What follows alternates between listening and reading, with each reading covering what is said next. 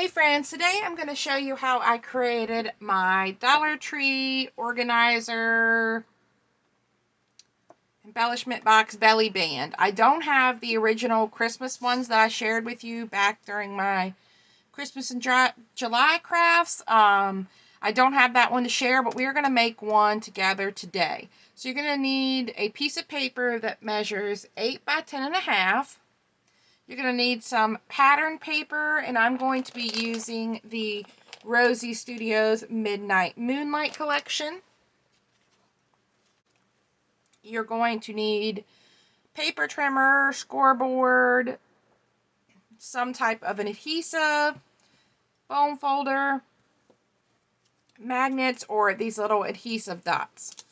So, with your piece of cardstock that measures 8 by 10.5, we are going to score on the 10.5 inch side. And these measurements are a little wonky. The new Dollar Tree box measures slightly off than the older one I found. So I had to tweak my measurements just a little bit. So our first score line is going to be at 1.5.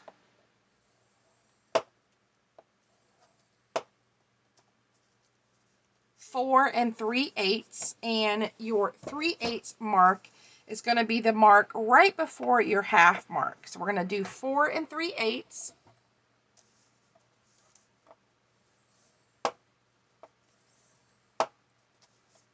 6 and 3/8, and 9 and 3/8. And we are done with our scoreboard. So let's go ahead and fold and burnish on all of our score lines, taking care to make sure that everything lines up and matches up nicely.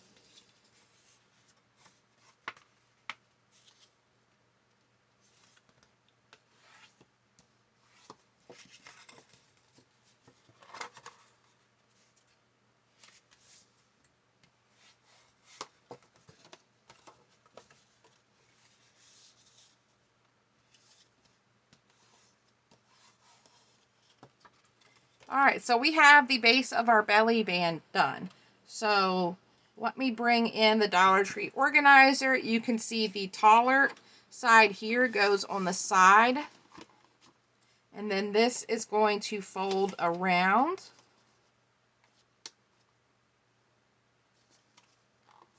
And your little flap is going to come down there. And that's where you're going to hide your adhesive or your little adhesive dots or your magnets. So I like to go ahead and put my decorative cardstock on this before I put it on my box. So I'm just going to lay this out, and then we are going to go ahead and choose the patterns we want to have for our box. So you have the bottom of your box here. If you want to add a pattern paper in the insides, you can do that as well. And this pattern paper here, you'll be able to see through your box. That's completely up to you if you want to add pattern paper to all of the front and back of your paper. If you're using a heavy duty cardstock, like I could have used the pattern paper instead of this. I just want to make this really sturdy. This is a 110-pound cardstock that I printed on, but I'm going to go ahead and mat because I wanted that little peak of pink on this project. So I think I'm going to use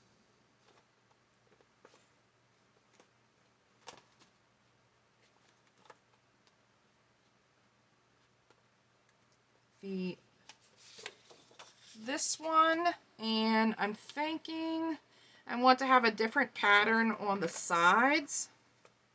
So maybe the purple.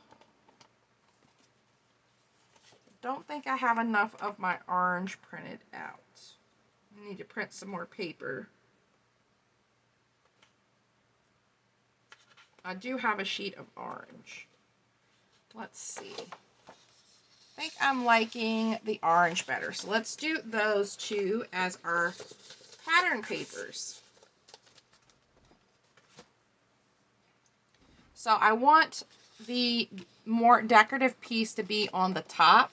So your top piece here, you're going to want to measure, if you're using a slightly different box than me, you want to measure the inside lip from one side to the other. So my piece is measuring 7 3/4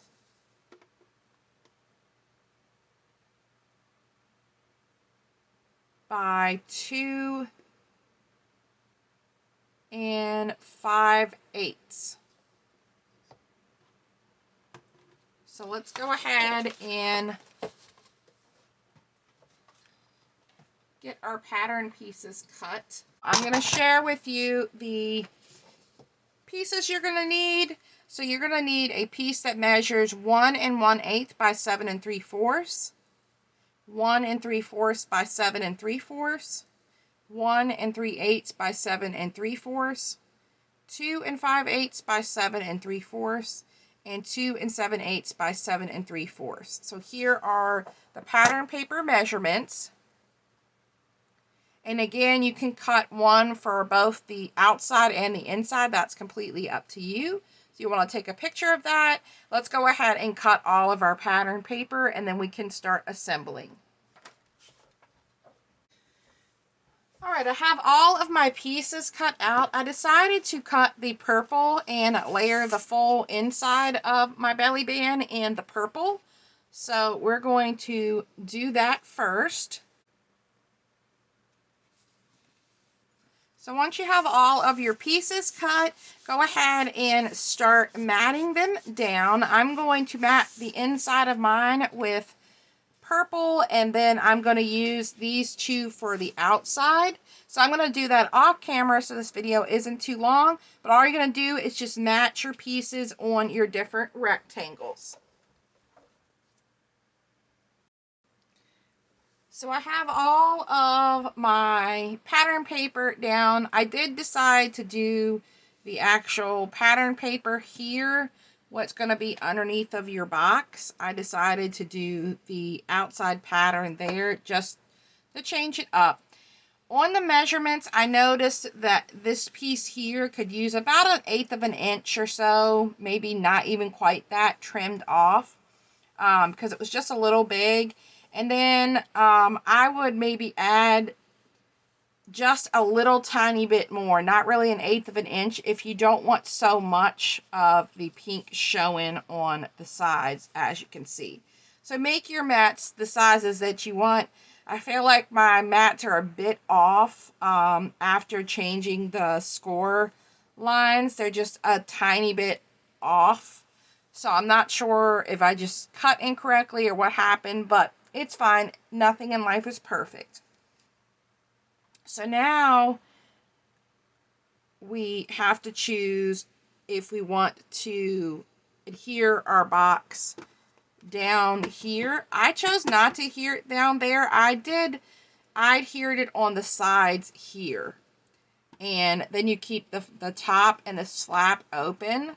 When I adhered it to the bottom here, it made these score lines kind of weird when you adhered it there. So if you're going to adhere it there, I would adhere to the side first, then add a little bit of glue, adhere it down so that you're in that proper position. Because like if you put it here and then you're trying to pull this here, you have like a really large gap. So I'm just going to adhere on these sides. You can use double-sided tape. You could use your glue runner. You could use glue. Whatever you want to do, use. For the sake of this video, I'm going to go ahead and use my double-sided tape. And I'm not going to use that much. I'm just going to add just a little bit along one part of it. This would be a good place to use red line tape if you have it, or your Barely Arts glue dries clear as well. We're going to use the double-sided tape, so I'm going to put my box in, making sure that it is kind of centered. Bring it towards your score line and pull your box up. As you can see, I'm not quite centered. I'm a little bit over on this side. So I'm going to carefully peel that away and get my box just a little bit more even. All right, that's a little bit better. So we have that, and then I'm going to do the same thing. So when you look through here, you can kind of see that tape. That's fine.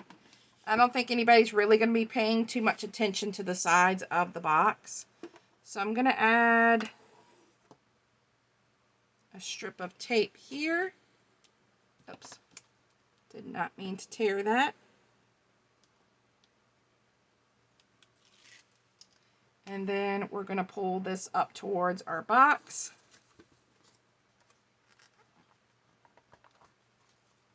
And you can go ahead and use your bone folder to make sure that that adheres nicely. And then you don't really have to worry about the bottom moving. It's secure in there. It's not going to go anywhere.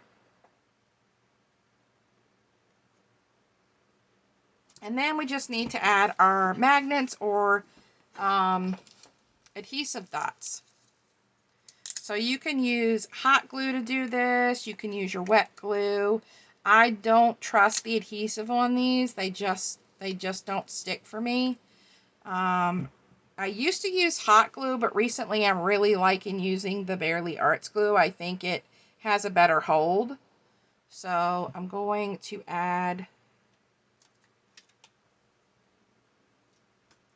some glue to that. And I'm going to add it to this one side.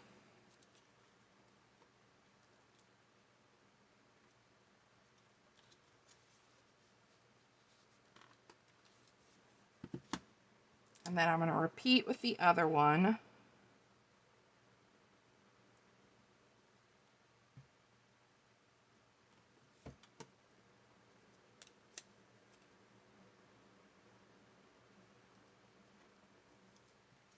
I'm going to put it on there, then make sure it pulls over. It looks good. You could just do one in the center if you want. And then I'm going to leave that for a moment. I want that to set up really nicely. And then once it's done, I'll take a little bit more glue, put it here, fold this over, and then kind of hold that down. If you want your little magnets to be more on your paper, then you can make this part of your flap, cut your paper a little bit longer. I liked not having my paper so far down. So let's give that a second to set up and dry. So the glue has had some time to set up and dry. And now your box is ready to decorate. So for my box, I'm going to use some of this trim that I hauled from BeeBeeCrafts. And I'm going to add that on the bottom. And I'm just going to use my ad tack and do a line of adhesive to hold this down. And this trim is fun because you can kind of stretch it and manipulate it. We're going to add that down, and then I'm going to add down some of my crepe paper ruffle trim on top. So I'm going to add a line of hot glue on top there. And kind of center my ruffle. And then you can see the pretty purple peeking out. And then I think I'm going to grab some of my little spider webs and spider pieces. Let's do maybe the glow in the dark, or I'm assuming it's glow in the dark. Let's do the green and clear spider web. And I'm going to grab a couple of the spiders as well. But I think I want to add a little ghost. And maybe have one of the spider webs peeking out. So let's add the spider web down.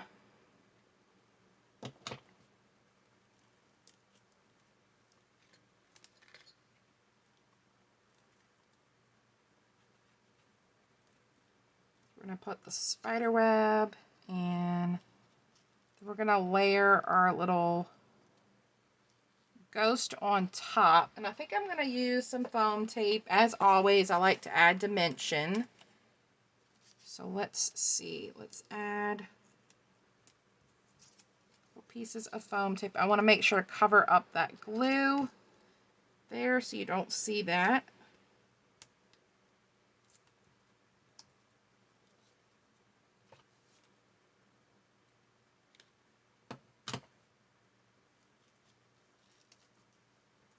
Our little ghosts. And then I have this big sentiment, have a Fang-tastic Halloween from the ephemera pack. I think I want to add that down. And then maybe this Jolie's flower that I have. Let's maybe add...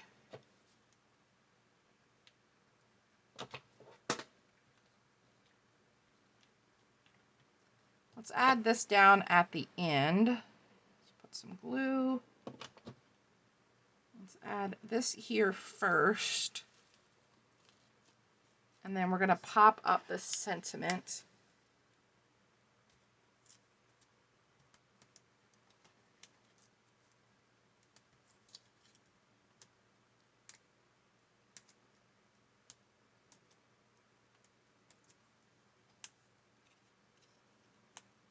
And let's see. Yeah, let's do that.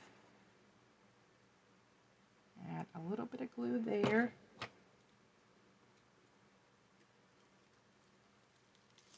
Add that down. And then I think I'm going to add the spider. The spider almost has a little clip to it. So like you could clip it on a project. But I actually want it to be a little flatter. So I'm going to take my little wire nipper here, my little tool, and I'm going to nip that piece off. Because I want him to be flat. And then we're going to add him, I think, on the spider on the flower. And usually I would use some of my glossy accents, but for the sake of the video, I'm going to use the hot glue. We're going to just kind of hold him there for a moment.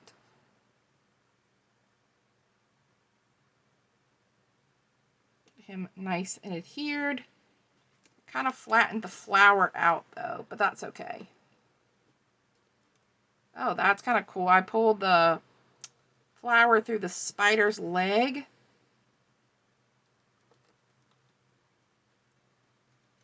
That gives the flower back some of its dimension, and I think that'll also hold our flower, or our spider, in place. Kind of looks like the spider is nesting down in the flower.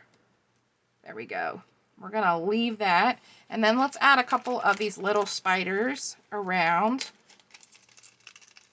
And I am going to use my glossy accents for these guys. So let's add one here on the spider web.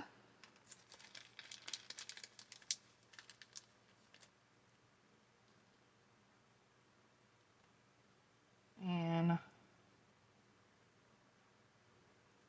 let's maybe add one directly down on the box.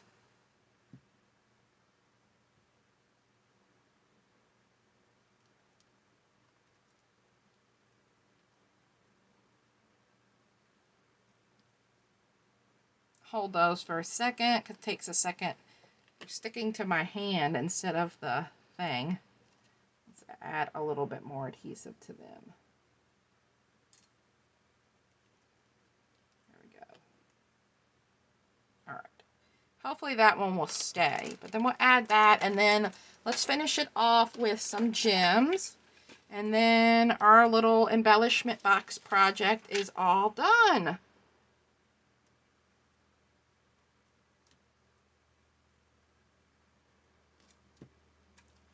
Let's definitely add some purple.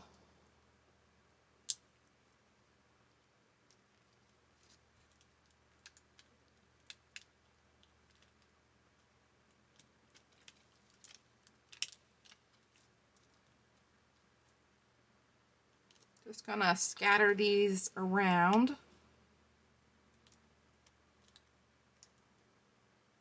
And then let's add in,